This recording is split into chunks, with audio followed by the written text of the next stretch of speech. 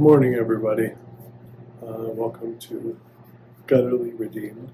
Again, my name is Dustin. I'm excited for today. Excited and also timid.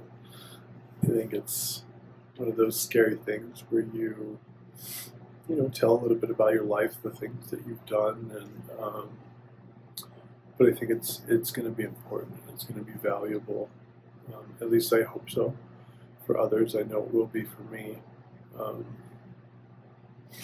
these kind of things can be cathartic and powerful for the soul. It's almost a confession, and I'm just grateful for that everybody's here joining me, and I hope I can reach as many people as possible. As I said this morning in an earlier preparation video, I'm going to be doing some amazing things in the coming months, coming weeks, coming days. There's just a ton that I want to do and that I'm excited to do. I think I have the opportunity to help a lot of people as in coaching and intervention style type stuff. But for today, let's get started on part 2 of series 1, still breaking the chains. Today it's called the fall from grace, where the gutter began. And today I'm just going to share that story of where it started. I don't think I want to get into the weeds of my trauma as a child. I don't want to get into the weeds of who and why and where and when. It's just, I don't think it helps anybody. It doesn't help me. I don't think it helps you guys. But I do think some of these things that I'll be sharing helped shape me and help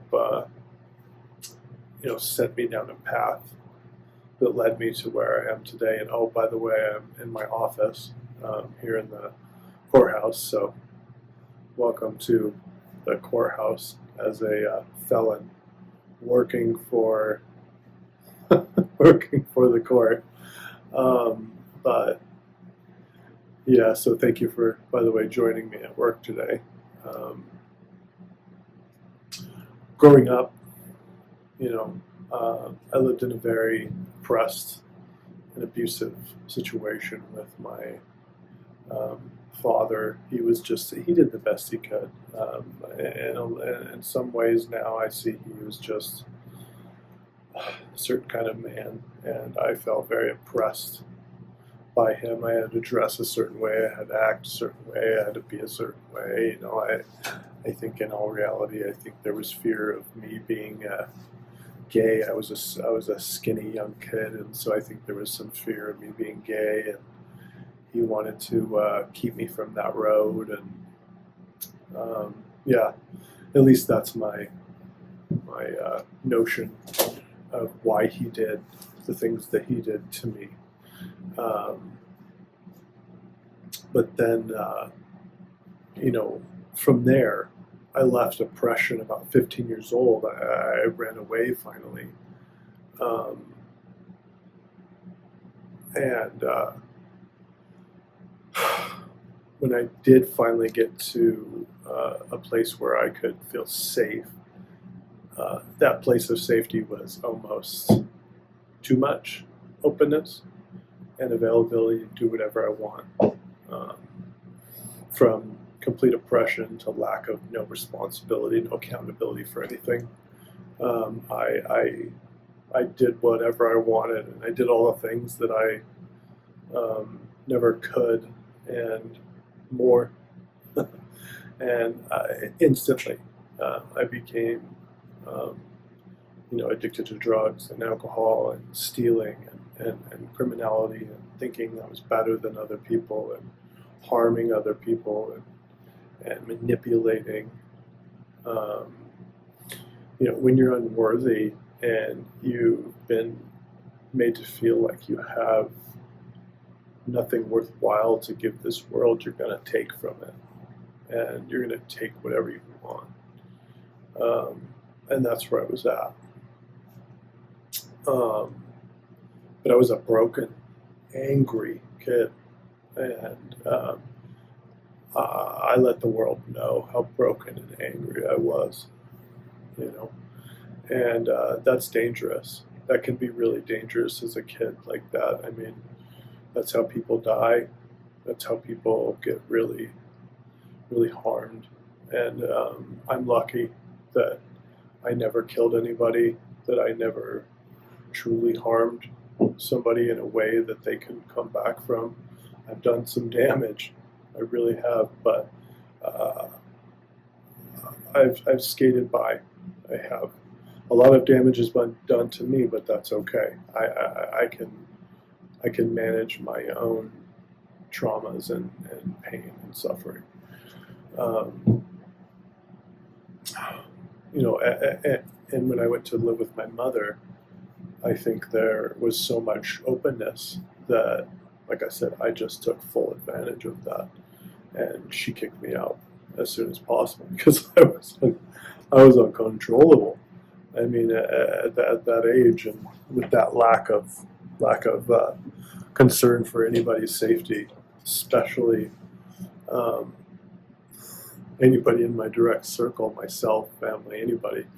Um, eh, I, I I understand why my mother did what she did. I had a vehicle at the time. My grandfather gave it to me. It was an old truck. You know, I was 15, just about turned 16. I lived in it for a little while until I totaled it, running from the police.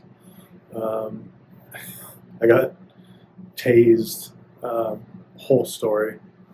Um, and so I lost my vehicle, and this is the middle of winter. And so I started, you know, I found myself living on the streets of Denver. I became a street kid, and it was terrifying. But, you know, back then it was different than it is nowadays. I'm 42 years old, and, you know, I was 15, 16 years old. Different era. And we called ourselves families back then. We had little families. And we looked out for each other. I mean, in a certain way, I guess we could say we looked out for each other. Um, but, you know, we stole, we harmed, um, but we looked out for each other, and we used together. And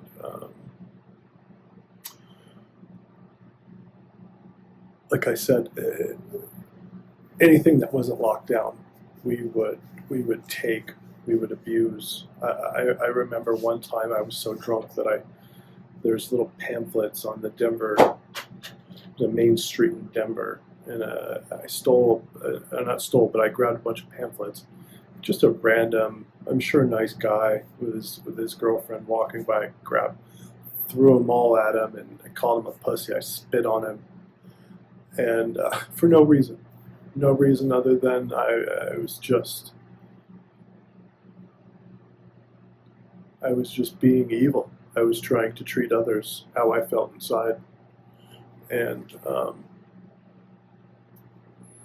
there's a lot of shame with a lot of these things that I've done and people that I've hurt. Um, you know, it's terrifying the things that we can do as kids to people. The amount of debt that I owe to the community is more than I can ever repay.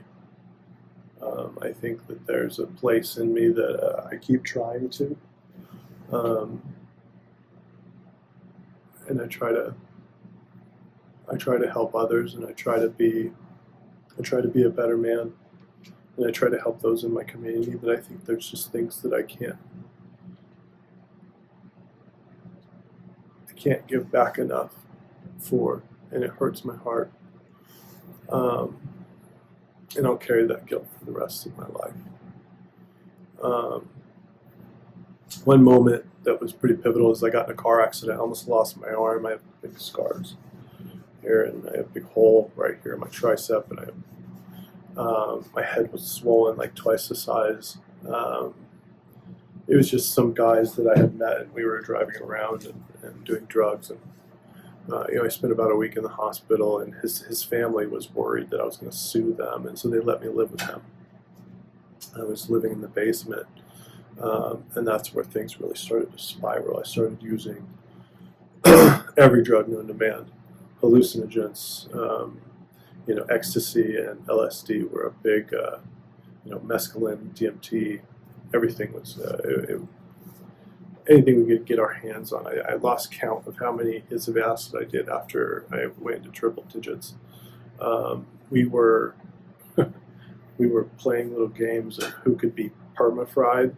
If anybody's ever done acid in my days of being a kid, you understand what perma-fried means. It means that you've done so much drugs that you're kind of forever mentally high, I guess you could say, hallucinating, seeing things, trails of your hands that shouldn't be there for a normal human being. That was my goal, to do as many drugs as I could to fry my brain enough that I was permanently high. That was my thought process. That's how I was thinking. That's dangerous. And some days I think I got pretty close. Some days, I tell you, I feel a little perma-fried. But that's neither here nor there. Living with these gentlemen, excuse me, we were just doing so many drugs and unbelievable amount of things and stealing from people. And we got so paranoid to a point where we left town.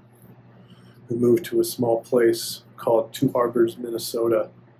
If you've ever been to Two Harbors, Minnesota, it's not Mexico. It's not a place you go to hide. It's just some small town in Minnesota that's off the harbor.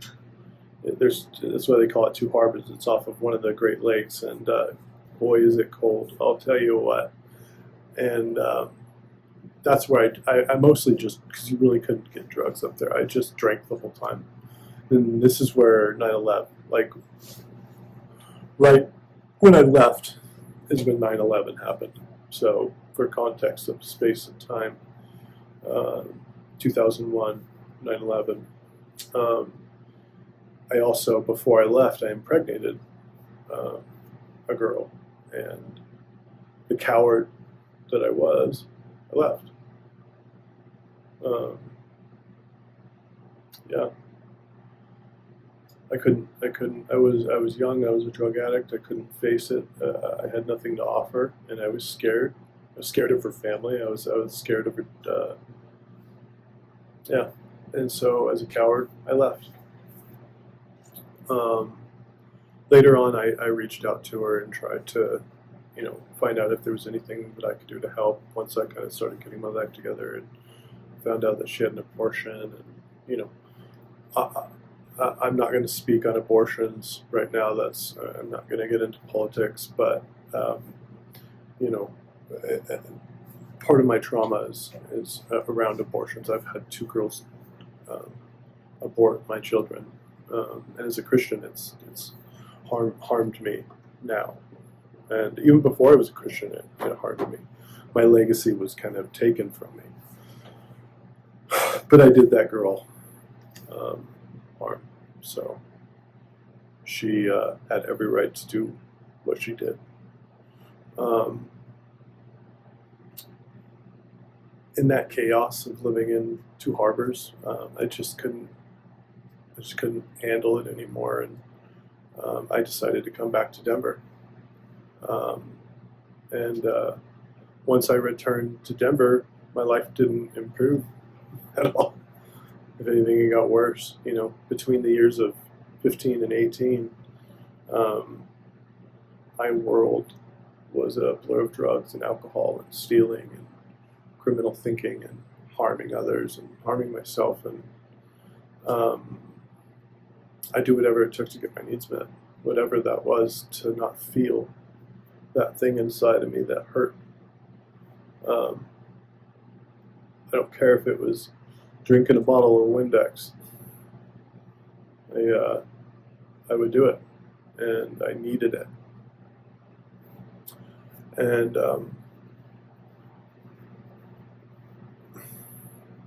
I do want to mention that there was a girl, I don't want to mention her name, but when I moved from my father and came and lived with my mother, I met a girl that I had dated for probably close to over 20 years, on and off.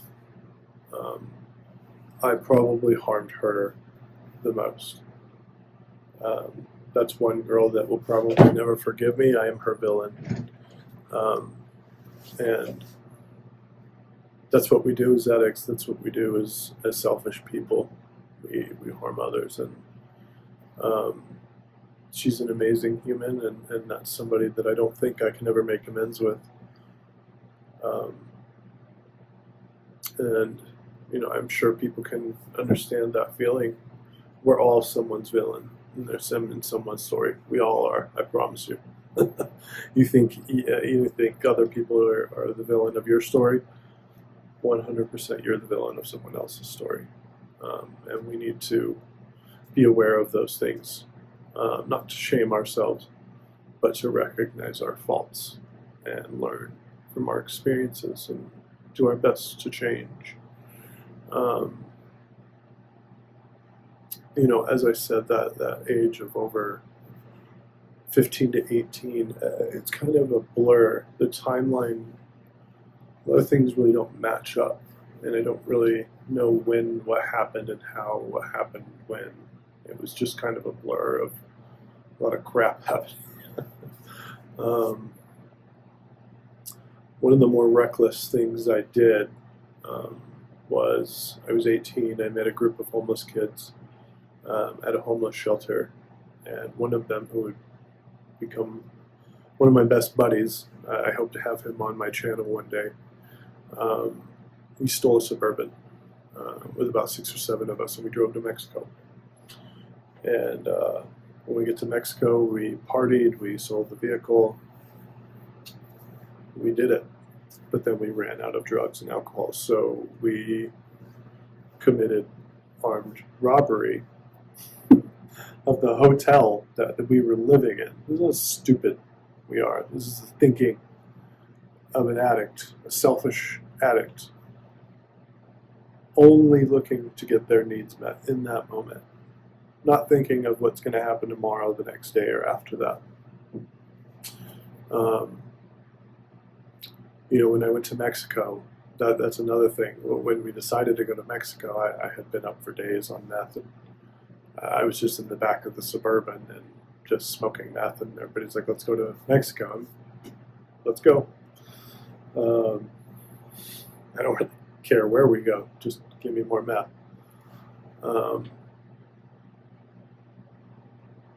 I look back at that decision as one of the more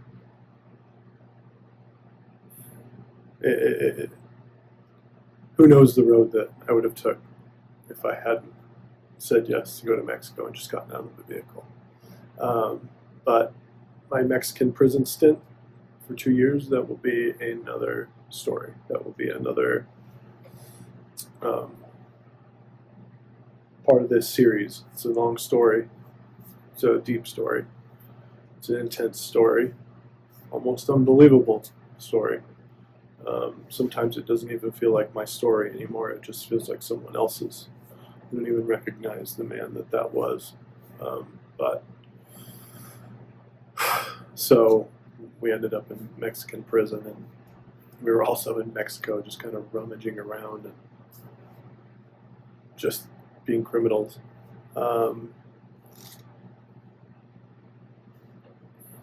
Through all this, I watched people overdose. I watched people die.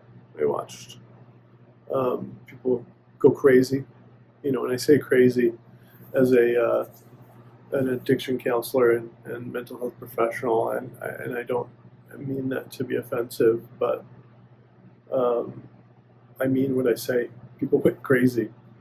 They just became angry. They became violent. They became mean. And the mental health behind that, I have nothing but empathy for, but hurt people. And that is one of the more true statements ever conceived. When we're hurt, we want others to hurt. And so a lot of people that we were with and that I was with at that time, we hurt a lot of people, and we hurt each other.